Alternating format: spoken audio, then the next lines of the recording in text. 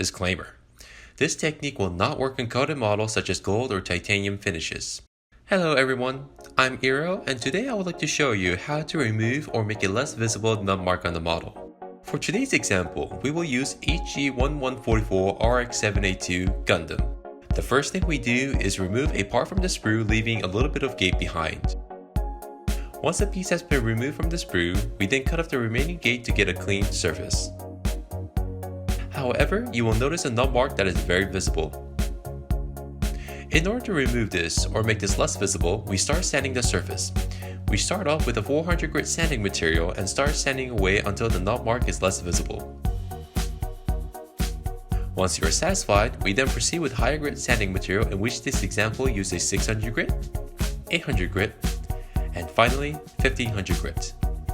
Once you reach 1500 grit, that will be enough to paint the piece to get a nice clean finish. But instead of painting, we will start polishing the surface. Notice how the sheen of the surface is a little different from the other surfaces that haven't been sanded.